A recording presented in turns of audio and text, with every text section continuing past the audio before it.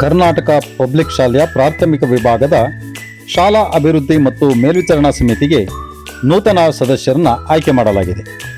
Karnataka public ಶಾಲೆಯ ಪ್ರಾಂಶುಪಾಲರಾದ ರವಿಶಂಕರ್ ಅವರ ಉಪಸ್ಥಿತಿಯಲ್ಲಿ ನಡೆದ ಚುನಾವಣಾ ಪ್ರಕ್ರಿಯೆಯಲ್ಲಿ ಕೆಲವು ವರ್ಗದ ಪ್ರತಿನಿಧಿಗಳನ್ನು ಅವಿರೋಧವಾಗಿ ಆಯ್ಕೆ ಮಾಡಲಾಗಿದ್ದು, ಉಳಿದ ಸ್ಥಾನಗಳಿಗೆ ಚುನಾವಣೆ ನಡೆಸಲಾಯಿತು.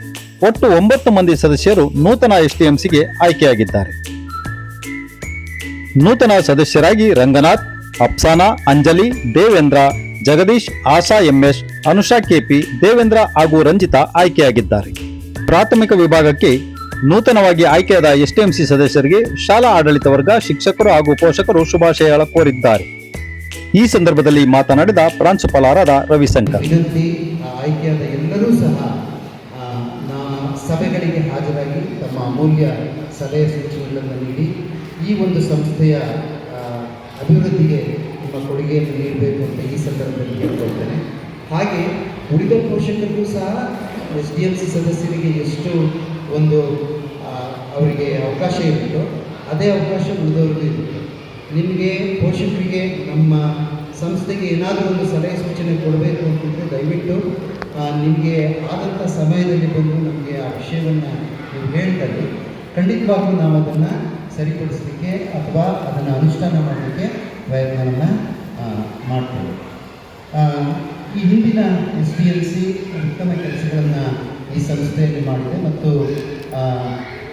ಉತ್ತಮ SDLC ಅನ್ನುವಂಥ ಒಂದು ಪ್ರಶಸ್ತಿಯನ್ನು ತೆಗೆದುಕೊಂಡು 1 ಲಕ್ಷ ರೂಪಾಯಿ ಬಹುಮಾನವನ್ನು ಸರ್ಕಾರ ಅದಕ್ಕೆ ನೀಡಿತ್ತು. ಹಾಗಾಗಿ ಈ ಹೊಸ SDLCಯ ಜವಾಬ್ದಾರಿ ಈಗ ಜಾಸ್ತಿ ಇದೆ. ನಾವೀಗ ಅದನ್ನು ಮೇಂಟೈನ್ ಮಾಡ್ಕೊಂಡು ಹೋಗಬೇಕಾಗಿದೆ. ಮುಂದಿನ ವರ್ಷಗಳಲ್ಲೂ ಸಹ ನಮ್ಮ SDLC ಕಾರ್ಯೋನ್ಮುಖವಾಗಿ ಸ್ಟೇಟ್ನಲ್ಲಿ ಅತ್ಯುತ್ತಮ SDLC ಅನ್ನುವಂಥ ಒಂದು ಭಾಜನಕ್ಕೆ ಪಾತ್ರರಾಗಬೇಕಾಗಿದೆ ಮತ್ತು ಜೊತೆಗೆ ಮಾನಿಟರಿ ಬೆನಿಫಿಟ್ ಏನು ಸಿಗುತ್ತೆ ಅದನ್ನು ನಾವು ನಮ್ಮ ಮಕ್ಕಳಿಗೆ ಯುಟಿಲೈಸ್ ಮಾಡಬೇಕಾಗಿದೆ. ಹಾಗಾಗಿ ಈ ಸಂದರ್ಭದಲ್ಲಿ ಇವತ್ತಿನ ಈ ಚುನಾವಣೆಗೆ ಸಹಕರಿಸಿದ ಎಲ್ಲ ಪೋಷಕರಿಗೂ ಸಹ ನಾನು ನನ್ನ ಹೃತ್ಪೂರ್ವಕವಾದ ಧನ್ಯವಾದಗಳನ್ನು ಅರ್ಪಿಸ್ತೇನೆ.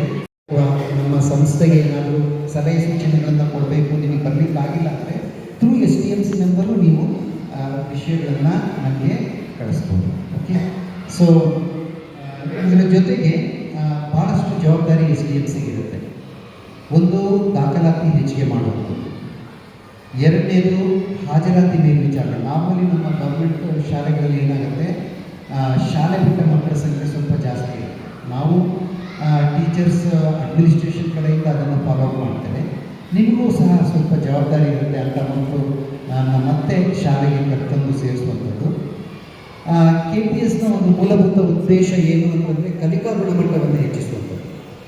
ಈಗ ಪ್ರೈವೇಟ್ ಕಾಲೇಜಲ್ಲಿ ಮಕ್ಕಳಿಗೆ ಯಾವ ರೀತಿಯ ಒಂದು ಅವರಿಗೆ ಟೀಚಿಂಗ್ ಸೌಲಭ್ಯ ಸಿಗುತ್ತೆ, ಅದೇ ರೀತಿಯ ಟೀಚಿಂಗ್ ಸೌಲಭ್ಯವನ್ನು, ಅದೇ ಕಲಿಕಾ ಮಟ್ಟವನ್ನು ನಮ್ಮಲ್ಲೂ ಸಹ ನಾವು ಅನುಷ್ಠಾನ ಮಾಡಬೇಕಾಗಿದೆ. ಇದ್ರ ಜೊತೆಗೆ ಪಠ್ಯೇತರ ಚಟುವಟಿಕೆಗಳೇನಿದೆ ಅದನ್ನು ಸಹ ನಿರ್ವಹಣೆ ಮಾಡುವಂಥದ್ದು.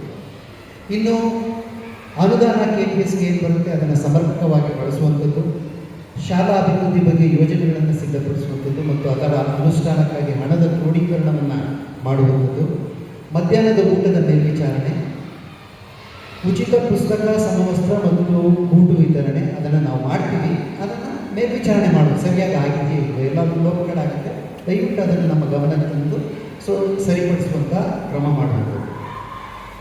ನೆಕ್ಸ್ಟು ಈವನ್ ಶಿಕ್ಷಕರ ನಡವಳಿಕೆ ಬಗ್ಗೆ, ಅಂದರೆ ಕರೆಕ್ಟ್ ಟೈಮಿಗೆ ಬರ್ತಾರಾ ಇಲ್ವಾ, ಆಮೇಲೆ ಪೋಷಕರ ಸಭೆ ಸರಿಯಾಗಿ ನಡೀತದೋ ಇಲ್ವೋ, ಪೋಷಕರ ಸಭೆಗೆ ದಯವಿಟ್ಟು ಇನ್ನೂ ಹೆಚ್ಚಿನ ಸಂಖ್ಯೆಯ ಪೋಷಕರು ಬರುವಂತೆ ಮಾಡುವಂಥದ್ದು ಸಹ SDMC ಮೆಂಬರಿಗೆ ಆ ಜವಾಬ್ದಾರಿ ಇರುತ್ತೆ.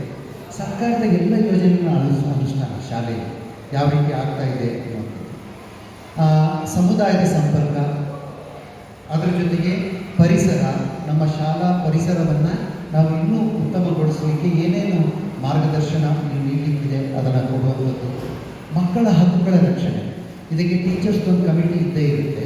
ಅದ್ರ ಜೊತೆಗೆ ನಿಮ್ಮದು ಸಹ ಕೊಡುಗೆ ಬಹಳ ಇಂಪಾರ್ಟೆಂಟ್ ಆಗುತ್ತೆ. ಸೊ ಈ ಎಲ್ಲ ಅಂಶಗಳನ್ನು ನಿಮ್ಮ ಮನಸ್ಸಲ್ಲಿ ಇಟ್ಕೊಂಡು ದಯವಿಟ್ಟು ನಿಮ್ಮ ಸಲಹೆ ಸೂಚನೆಗಳನ್ನು ಎಲ್ಲ ಸಭೆಗಳಲ್ಲಿ ಹಾಜರಾಗಿ ಸಕ್ರಿಯ ಸದಸ್ಯರಾಗಿ ನೀವು ನಮ್ಮಲ್ಲಿ ಪಾಲ್ಗೊಳ್ಬೇಕು ಅಂತ ಈ ಸಂದರ್ಭದಲ್ಲಿ ನಾನು ನಿಮ್ಮಲ್ಲಿ ವಿನಂತಿ ಮಾಡ್ತೀನಿ.